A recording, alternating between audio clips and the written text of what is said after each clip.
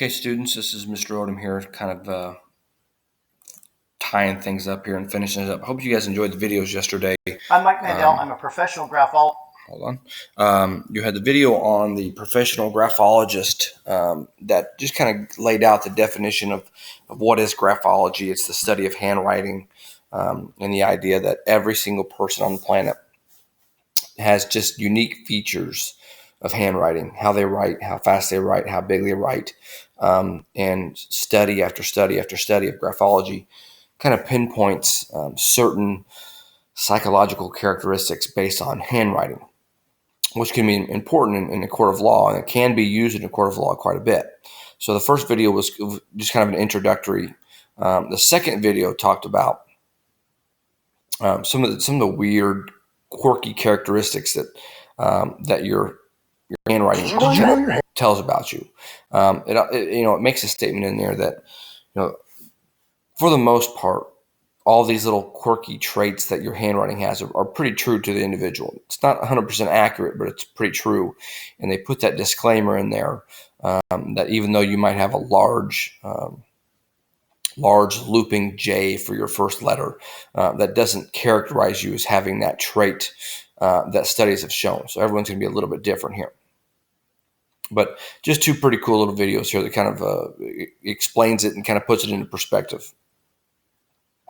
Your homework yesterday was to write the vocab terms of these terms: counterfeiting, questioned document, document expert, document analysis, exemplar, forgery, fraudulence, and graphologies. These are the basics we're going to be talking about here over the next couple of days. And today we're going to work on this PowerPoint on the screencast, and then give you guys a CSI little activity to do. It shouldn't take very long. As an introduction here, graphology or handwriting analysis is examining and comparing questioned documents with known material. And probably the big word here is comparing. If you've got a ransom note, if you have a suicide note, if you have a letter that was written that might be a clue in a court of law, you have to have the questioned document, but you also have to have a known piece of material that for a fact the suspect or the victim may or may not have written at some point in their life. And you're looking for very unique characteristics. Remember, every person, just like they have their own set of DNA, every person is going to have their own unique method of writing their names, of writing certain characters and certain letters. As far as forensic science is concerned, we're talking about examples in handwriting, computer printouts. A lot of times in a court of law, if you watch CSI or 48 Hours or 2020 or whatnot, even letters that are typed up and printed and written and mailed, it's the way that words are put together. It's the way that phrases are used. We watched one on Friday night, and a former Marine wrote a letter to another man and threatened his life. And he said, I'm dead serious. This is coming from a former Marine. And that's something that kind of stood out to investigators, because Marines don't talk about themselves in the past tense. So they thought that maybe this was a setup in some sort of a way that somebody was setting this guy up. You can link commercial printing. You can link paper to ink, paper to certain copiers, threatening ransom or suicide notes. You're helping to identify the document's author. That's what this comes down to, is comparing questioned documents to known documents to determine the identity of a document's author. That's essentially what handwriting analysis is all about. This chart here, and you'll see this quite a bit in different Google searches, everyone's handwriting shows natural variations. Here there are 6 of 12 specific traits. So you've got your description on the left, the line quality, spacing, consistency, continuous, connecting letters, lettering complete. Okay, so line quality, the letters flow or are erratic and shaky. So if you've got, as you start your writing, is it going to be choppy? Is it going to be cut up? Or are you using 4 or 5 different lines for one letter, as opposed to in cursive, one line for that letter? Spacing, are the letters equally spaced or crowded? If you're taking your time to write out your name and there's equal spacing between letters, that shows a very meticulous type of quality to your handwriting, and that's going to give these handwriting analysis investigators kind of a look into to your thought process. Size consistency. The ratio of height to width is consistent or inconsistent. If you've ever seen me write my name, I have a very large O in my for my last name, and then the DAM, the last three letters of my last name, are a straight line. So I would say I'm very inconsistent with my size. Continuous, the writing is continuous, or the writer lifts the pen. If you're writing your name out in cursive and you start with the very first letter and you write your whole name out in one continuous line versus a big J, and then you pick the pen up and you write the E, and you pick your pen up and you write the B and you pick your pen up. Again, continuous or discontinuous. Capitals and lowercase letters are connected and continuous, or they're not connected and continuous. For myself, I write in cursive, but my first letter of my first name, the J, one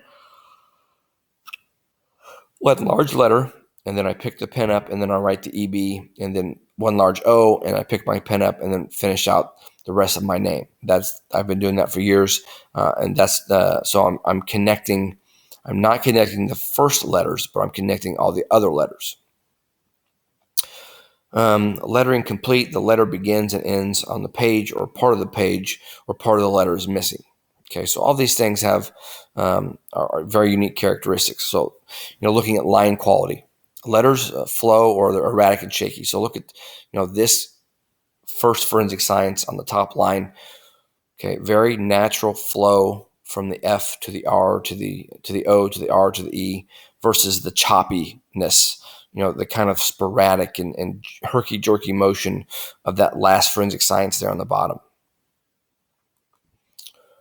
Spacing. Look at the spacing. Are they crowded or are they equal? So if you look at, this PEOPLE, people here, seems a little bit more crowded than that one right there, and even more crowded than this guy right here. And then look at the difference here. PEO, lots of space between these letters, and then PLE with very little space. That's a general characteristic. This person writes the word people in a very specific way. So nice even flow here, but there's some spacing here. There's a spacing issue right there. Notice the spacing here and here compared to there, between the and the people. Okay, again, very unique characteristics.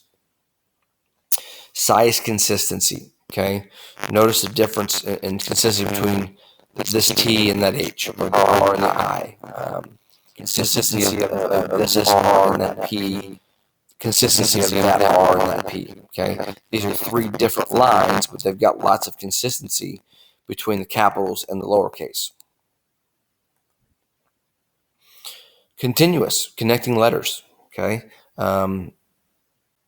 so if you're connecting John Kennedy, JOHN, all one letter, all one word with one line, or big J space OHN, big K space ENNEDY. Okay, that's a unique characteristic. There's your continuous versus your discontinuous. Connecting letters. Okay, you see the T and the H here are connected versus not connected down here. Okay, looks like the rest of them are all going to be connected. And letters being complete is part of a letter missing. So if you look at, this G right here, okay, theoretically, if you're writing in cursive, that G should come down, loop back up, and connect to the H. Doesn't do that right here. Okay, this is how this right should be spelled in cursive. It's different here. Okay, people. Okay, that P should loop back around and connect to that L, like it does here. This doesn't do that. All right. So again, two different people wrote this line. They can tell because of the inconsistency here of complete letters. Cursive and printed letters. Okay, some people like to write in cursive. Some people will print. Pen pressure, okay? Is someone really pressing down hard on the pen or pencil? Is there a lot of ink or a lot of graphite being laid down on the piece of paper, or very little? Slant, does it slant left? Does it slant right? Is it a variable between words? Okay, line habits, fancy curls or loops, and the placement of crosses, T's, and dots on I's.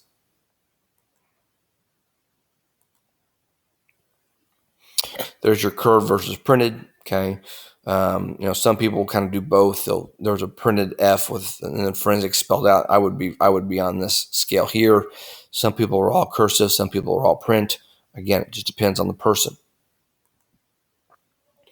Pen pressure. Look at the difference here. This person here clearly has a lot of force in the way that they write the word forensic science versus someone who's a little bit more spaced out, a little bit larger, and less pen pressure because the lettering is a little bit lighter. And this person's probably a little bit in between the two of them. Slant, you've got your right slant, you've got your left slant. You've got some that are, the F here is a right slant and the S seems to be more of a left slant. Very, very inconsistent. Right-handed people versus left-handed people is very important here. Lefties typically tend to have that left slant. Line habits, okay, is the text on the line, above the line, below the line. It depends on the person. Some people use the line as a guide. Some people don't. Some people that, if they write on the line, it bothers them. Lots to be seen here. You've got an incomplete letter here. You got some spacing issues here. That's unique to that person. Fancy curls or loops. Okay, just look at the word forensic science is written here. Okay, the way this person signs the F in cursive, not complete letter. There's some spacing there. Look at the line here. Okay, very unique, even in a lowercase s. The big S. Okay, these are very unique characteristics. And then finally, the concept of diacritics. Okay, crossing the T's, dotting the I's, our I's dotted toward the right, left, centered. So there's the I there, and it's dotted to the left. The I there, dotted to the right. This T comes up and it loops back around to finish it off. This, the T is finished. The person takes the pen off the paper and then crosses the T. It slants down into the H. Okay, you've got a big circle there for the dot. Again, all unique characteristics.